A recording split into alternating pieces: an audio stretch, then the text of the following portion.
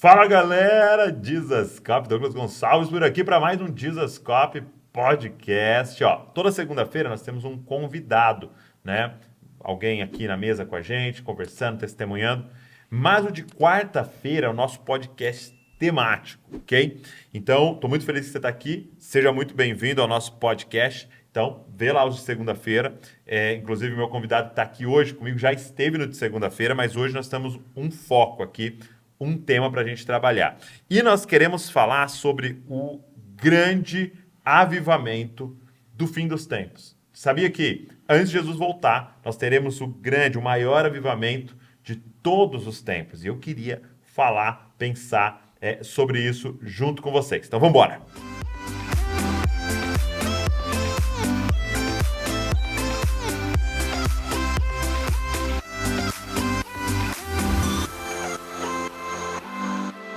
Meu amigo, Fábio Coelho, como é que você tá?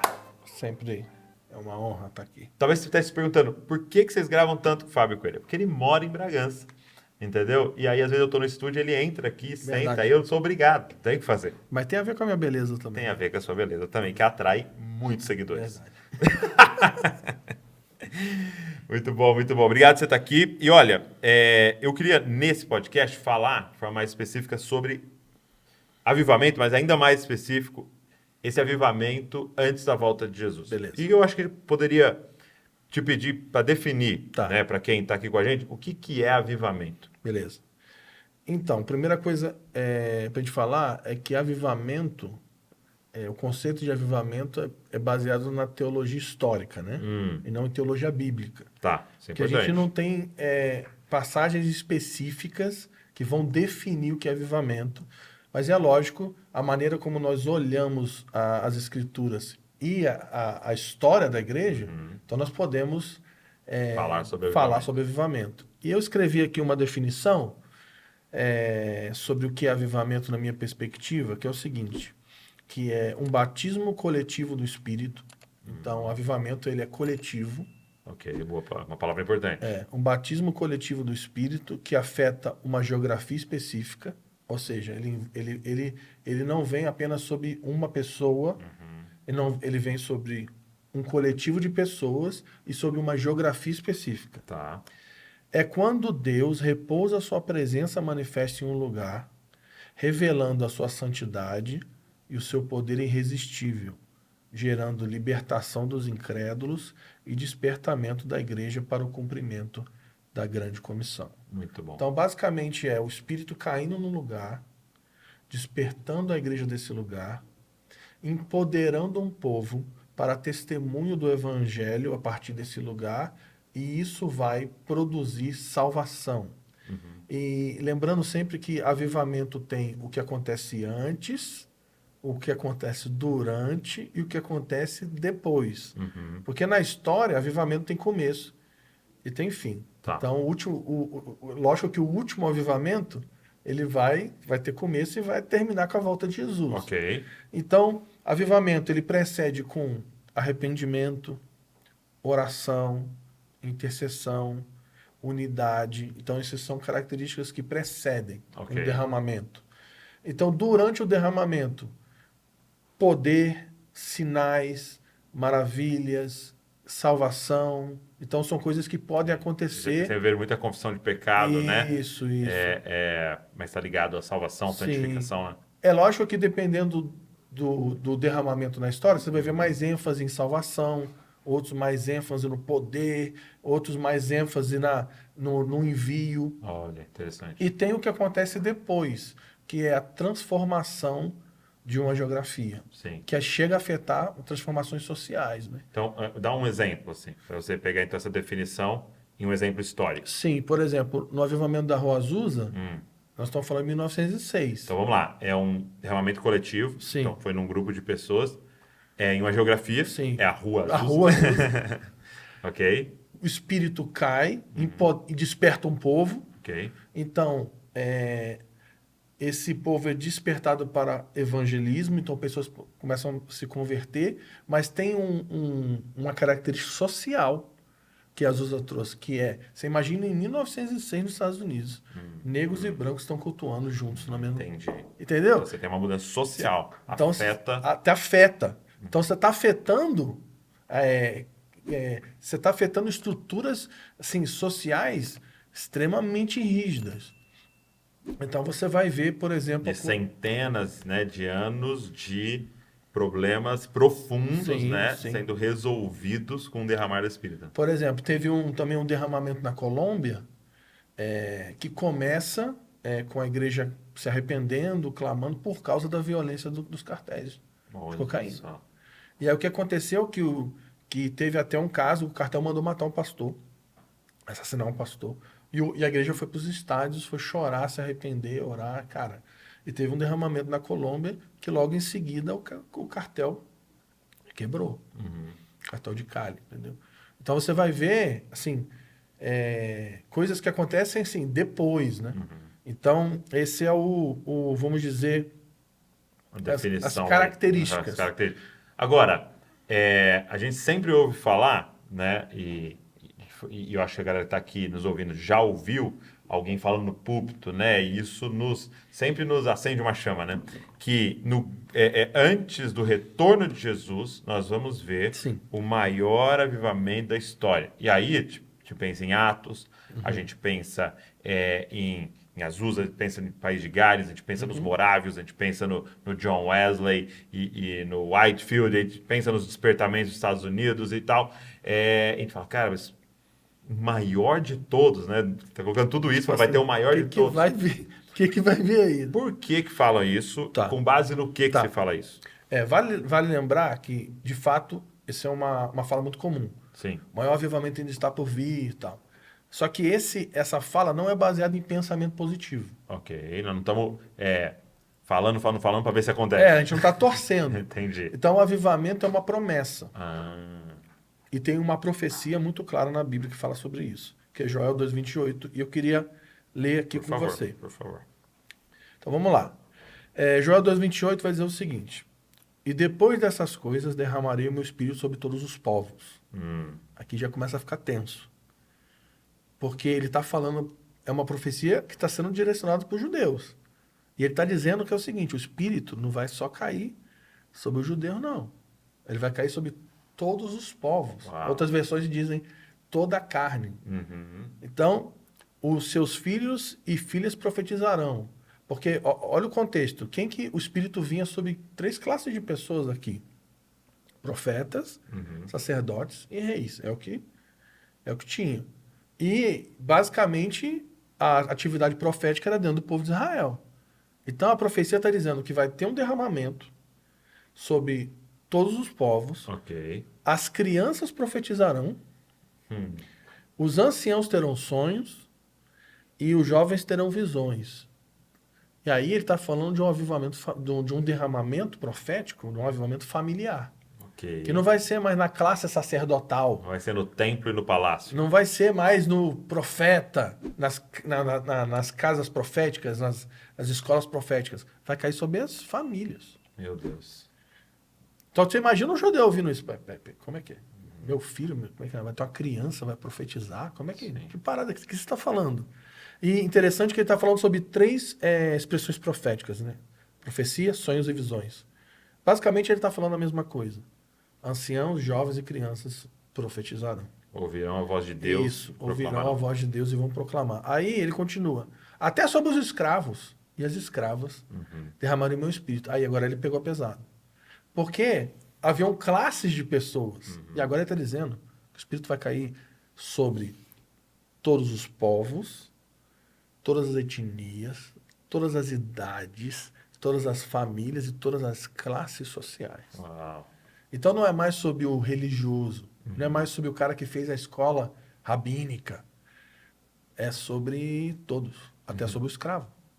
E aí ele diz o seguinte, que essa profecia... Então o que ele está dizendo? Que o Espírito vai ser derramado sobre todos os povos e vai levantar um povo profético de todas as idades, classes sociais, todos os sexos, porque ele está falando de, inclusive, vale lembrar, servos e servas, filhos e filhas. Uau. Que aqui também, né? Já era um problema. Já era um problema. Então, Ele está dizendo que vai levantar um corpo de todas as nações que vai carregar a palavra profética. E aí, nós estamos no versículo 30. Então, esse seria o porquê que se fala do maior Sim. avivamento da história, porque será algo global. Sim, mas aí tem uma expressão aqui que eu quero focar, que está mais à frente. Por que é o maior? Porque é o seguinte, aí no 30, diz que por causa do testemunho profético, vão haver sinais e maravilhas. Mostrarei maravilhas no céu e na terra, sangue, fogo, nuvens de fumaça, o sol se tornará em trevas e a lua em sangue, antes que venha o grande e terrível dia do Senhor. Essa é a expressão que a gente precisa se apegar. Tá. Essa profecia, ela está falando sobre um tempo específico. Antes que venha o grande e terrível dia do Senhor. Dia do Senhor é uma expressão que é usada em toda a Bíblia para falar sobre o estabelecimento do reino messiânico sobre a terra. Tá. Então, por exemplo, você vai ver Isaías, Ezequiel, Amós, você vai ver Paulo, Pedro, falando no Novo Testamento, falando sobre o dia do Senhor.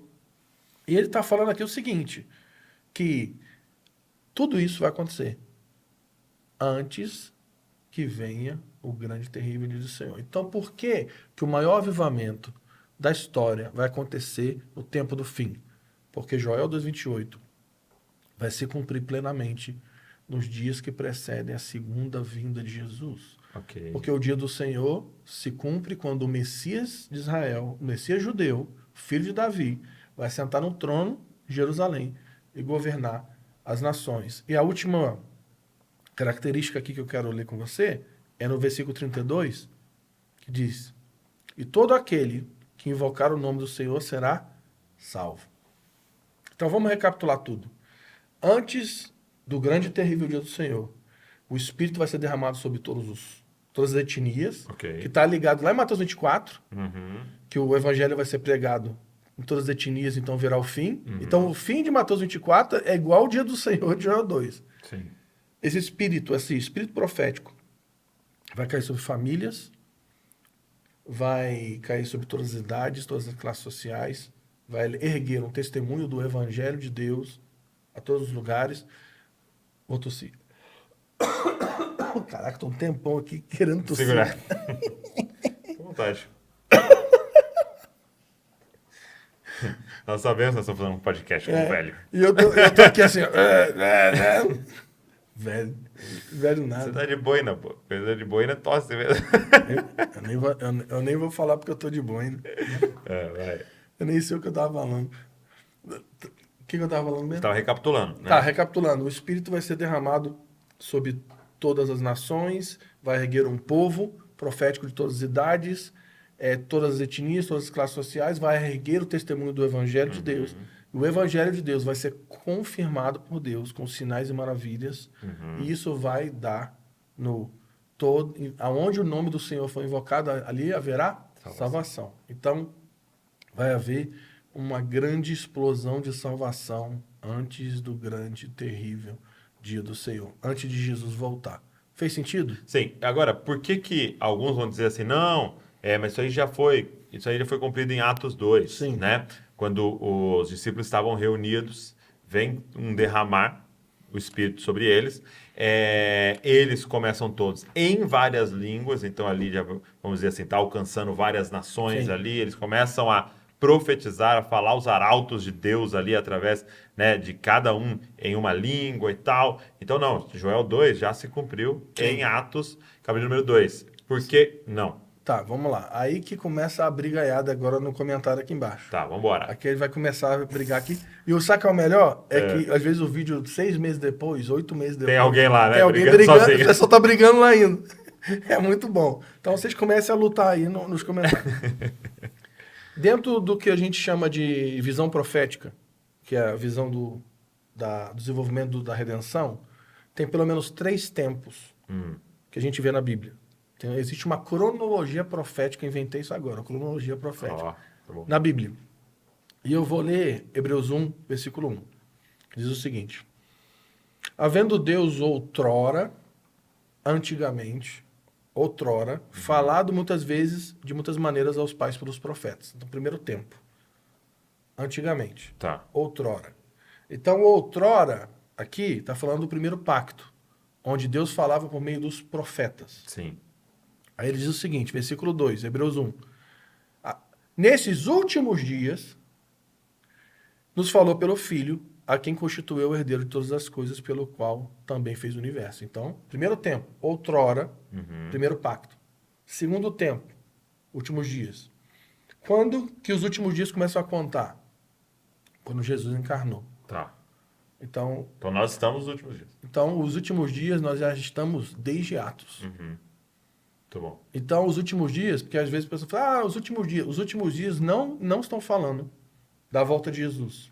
Os últimos dias estão falando da nova aliança. Ok. Porque quando o cara escreveu Hebreus, ele está dizendo, nesses últimos dias, nos falou pelo Filho. Então, os últimos dias começaram lá, né, em Atos. Então, primeiro tempo, você está anotando aí. Outrora, primeiro tempo. Segundo tempo, últimos dias.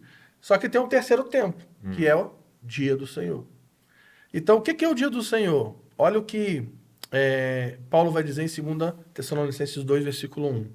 Irmãos, no que diz respeito à vinda do nosso Senhor Jesus Cristo e a nossa reunião com Ele, nós vos exortamos a que não vos demovais da vossa mente com facilidade, nem vos perturbeis, quer por espírito, quer por palavra, quer por epístola, como se procedesse de nós, supondo que já tenha chegado o dia do Senhor.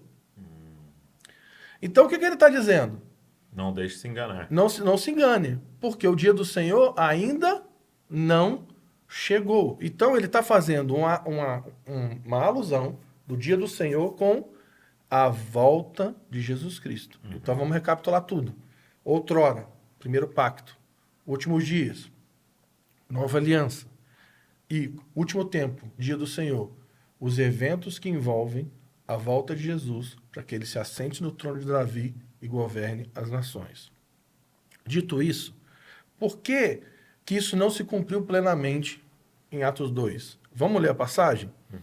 Quando o Espírito cai, o que acontece? Né? O Espírito cai em Atos 2, eles são cheios do Espírito, eles começam a profetizar as maravilhas de Deus em outras línguas, e não são línguas dos anjos espirituais, Não, são línguas conhecidas, idiomas, né? idiomas conhecidos da época. E todo mundo começa a ficar doido, o que está acontecendo? Nós estamos entendendo aí, vocês estão falando. E Pedro vai explicar, em Atos 2, o que está acontecendo. Então, no versículo 17, Pedro se levanta. Ele vai falar assim, presta atenção agora em mim, que eu vou explicar o que está acontecendo aqui. Sim. Lá no Joel 2, o que ele diz? Joel 2, 28. E acontecerá depois dessas coisas que derramarei o meu espírito. Olha o que ele diz aqui em Atos 2, 17. E acontecerá nos últimos dias. Opa, ele já mudou o negócio aqui. Pedro pegou a profecia de Joel. Ele fez Falei, opa. E acontecerá nos últimos dias, diz o Senhor, que derramarei o espírito sobre toda a carne. Aí ele começa a ler a profecia. Então, o que ele está dizendo? Que Joel 2 começou a se cumprir nos últimos dias. Só que ele continua lendo até o 20. E olha o que ele diz no 20. O sol se converterá em trevas e a lua em sangue antes que venha o grande e glorioso dia do Senhor. E acontecerá que todo aquele que invocar o nome do Senhor será salvo. Então, o que Pedro está falando aqui? Ele está dizendo que isso que está acontecendo foi o que Joel disse. E isso começou a acontecer nos últimos dias. Agora, mas ele está dizendo, ele reafirma o que Joel disse, que tudo isso vai se cumprir plenamente no dia do Senhor. Porque, vamos ser sinceros, nem tudo que está escrito aqui aconteceu em Atos 2. Entendi. Porque o que aconteceu? O Espírito foi derramado, Sim. beleza? Eles profetizaram. Mas teve aqui sinais no céu? Teve esses cumprimentos aqui? Não. Sim. Então, o que acontece é que em Atos 2, o Espírito começa a ser derramado. E o que vai acontecer antes que venha o grande e terrível dia do Senhor? Nós vamos ver o livro de Atos acontecendo em escala global, numa intensidade nunca vista antes. Entendi. Então, o que acontece no livro de Atos? O Espírito cai, empodera o povo para a pregação do Evangelho. O Evangelho é confirmado com sinais poderosos, salvação em massa e avanço do povo de Deus. Mas o livro de Atos acaba e não se cumpre plenamente Joel 2, 28. O Espírito começou a ser derramado e nunca mais parou. Muito bom. Faz sentido? Faz muito sentido. E até, então, esse é o motivo de você ter escrito esse novo livro, Sim, né? sim, sim. E muito legal poder mostrar para vocês aqui. Você que está nos ouvindo, talvez não, com certeza não está vendo, né? Você que está só ouvindo. Mas depois você dá uma olhada, que é Derramarei o meu Espírito, edificando comunidades proféticas para o tempo do fim. Né? Derramarei o meu Espírito, que é uma referência Sim, a Joel 2, né? Então, que antes do retorno de Jesus, eu derramarei o meu Espírito. Mas aí você vai falar sobre como é que a gente, como nos tornamos e como edificamos, né, comunidades proféticas. Sim. Por que você não falou sobre como ser uma pessoa profética e sim edificar comunidades proféticas? Sim. Tem dois motivos. Número um, porque há alguns meses atrás eu estava numa conferência de pastores em Curitiba e eu senti muito forte o Senhor falando comigo que a prioridade de Deus para esses dias não é levantar profetas, mas levantar uma igreja profética, Muito levantar comunidades proféticas, levantar um coletivo profético que vai, de fato, testemunhar o evangelho de Deus e preparar esse mundo para a vinda do dia do Senhor. Eu creio que o tempo das superestrelas acabou, o tempo dos títulos, das posições religiosas acabou, e Deus está levantando, de fato, um Elias coletivo.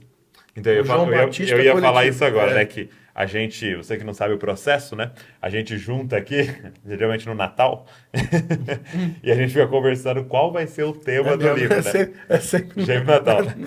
E a gente fica sentado lá na mesa, comendo panetone e falando qual que vai ser o tema.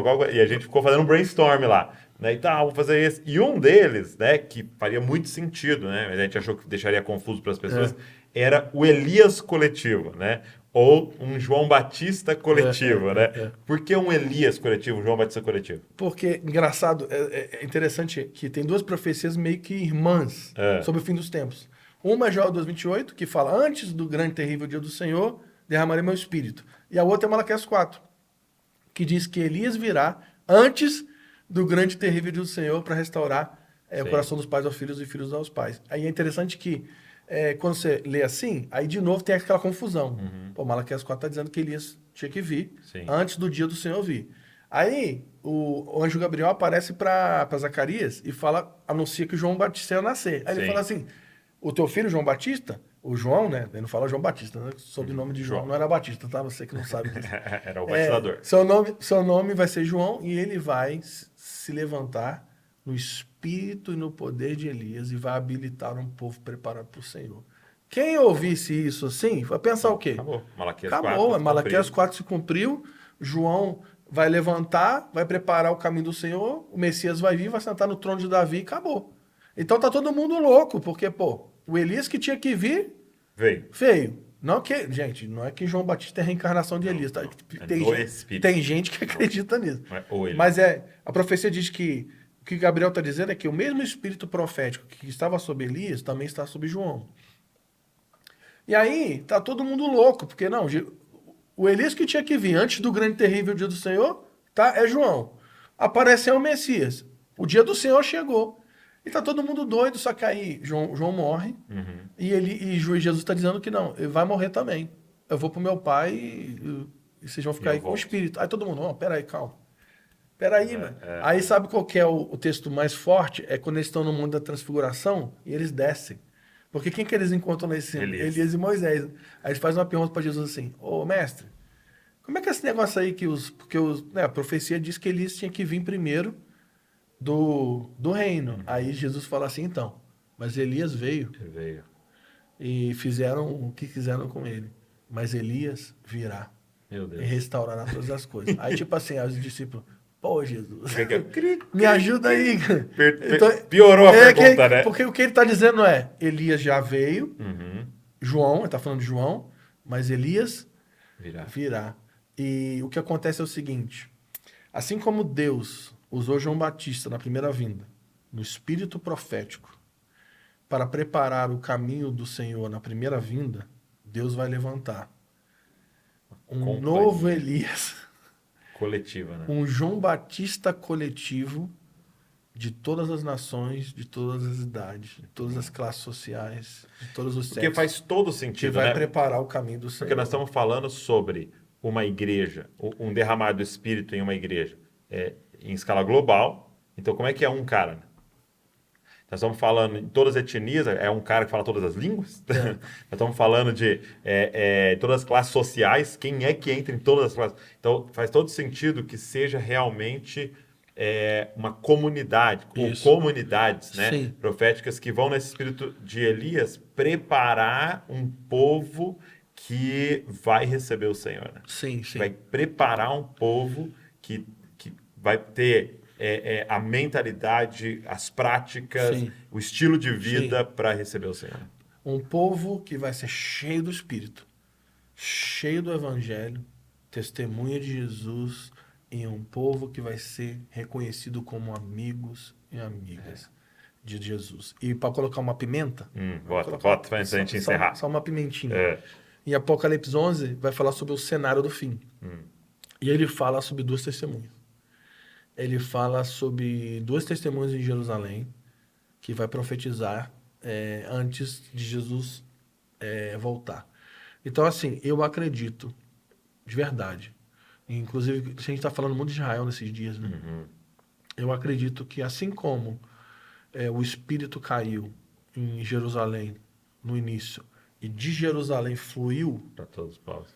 todos os povos, eu acredito que a gente está fazendo o caminho inverso. Sim. Então, o Espírito começou a ser derramado em Jerusalém, ele espalhou pelas nações. Aí o que ele vai fazer? Ele vai bater nos confins da terra e vai voltar. Sim. Então, como é que termina o negócio? Começa com o Espírito sendo derramado em Jerusalém e termina com as duas testemunhas. Então, para mim, a minha maneira de ler vão haver, literalmente, 2 profetas judeus em Jerusalém, junto com 144 mil em Jerusalém, que vão ser uma companhia profética de judeus que vai estar conectado com a igreja global, e essa companhia vai preparar o mundo para o dia terrível do Senhor. Cara, eu estava lendo o livro eu vou até dar um spoiler aqui, do Samuel Whitefield. Nossa, bom demais. E o livro chama Discipulado Começa com Contemplação. E eu vou dar um spoiler aqui que a gente acabou de assinar com ele para trazer para o Brasil, né? Então só tem em inglês, né? Discipleship Start with Beholding. E tem um momento que ele fala o seguinte: Davi, quando ele assume o trono, qual é a primeira coisa que ele quer? Trazer a presença. Né? Então ele vai atrás da arca para trazer de volta a presença para Israel, para Jerusalém, né? E aí ele vai. Quando ele está trazendo, ele não trata a presença como deveria ser tratada. Ele não obedece os mandamentos. Ele tenta fazer do jeito dele, ele tenta com estrutura e tal. E aí Uzá morre, que rela na arca e tal. E ele fica assustado, com medo, bravo. E ele deixa a presença na casa de Obed-Edom. E aí o Samuel Whitefield fala de um gentil. Entendeu? Né? Ali os estudiosos dizem que era um filisteu, pela localidade onde é a casa dele. E aí ele deixa a presença lá, que começa a acontecer a presença na casa desse gentil. Prosperar. Ele começa a prosperar. A presença começa a prosperar e assim, a Bíblia não descreve o que aconteceu, mas era visível que a presença na casa de um gentil estava fazendo esse gentil prosperar. E aí ele diz o seguinte: e gera ciúmes em Davi. Entendeu? Quando ele vê gentil prosperando com a presença. E aí ele vem, então, fala, não, peraí, eu preciso de volta essa presença, né? E ele vem trazer, e ele traz a presença de volta para Jerusalém e coloca Obed-Edom em gentil para servir junto na tenda de Davi, no tabernáculo de Davi, né? E com adoração ao redor da presença de Deus. Então, é exatamente o que você está dizendo, né? Esse caminho de volta, né? De repente, Israel vendo uma igreja, um povo florescendo, prosperando, mas de uma forma mais ampla do que qualquer dinheiro, entendeu? E, de repente, um Israel com ciúme daqueles que estão invocando o Deus deles, né? E prosperando. E eles vão falar, não, eu quero essa presença. Assim como lá, as profecias mais agressivas de Paulo, né? Romanos 11, né? E eles vão olhar para o Espírito do Deus deles se movendo nas nações e eles vão ter ciúmes. E quando chegar, né, a plenitude dos gentios, ou seja, esse evangelho, esse corpo profético alcançando todas as etnias da terra, então todo Israel será salvo. Acho que dá para acabar com isso, né? Terminar aí, né? Gente, deixa eu dizer uma coisa para você. Eu acho que é um livro para hoje, hein? Eu acho que é um livro para gente. Derramarei o meu espírito, edificando comunidades proféticas do tempo de fim. É uma parceria de Jesus Cop, Voz e Trovão. Fábio Coelho, o seu 4º livro aí, e numa sequência muito legal. E eu tenho certeza que vai te abençoar muito. Vou deixar o link aqui na descrição. E a gente está fazendo um negócio nesse lançamento, que é um frete fixo para o Brasil inteiro. Então não importa onde você mora, no Brasil, ok? Nós vamos enviar, bom colocar, a gente vai enviar para você com o mesmo frete que fosse São Paulo, fosse alguém do nosso lado aqui, para poder abençoar todos os estados, todas as cidades. Galera do Norte e Nordeste, aproveita aproveita que é no lançamento, tá? Então vai para vocês com frete fixo aí para o Brasil inteiro, e estamos muito empolgados em poder edificar comunidades proféticas para o tempo do fim. Vai ser uma grande ferramenta para a sua vida e também para servir outros aí. Então pede o seu que a gente envia para você aí. Beleza? É nóis. Obrigado, meu amigo.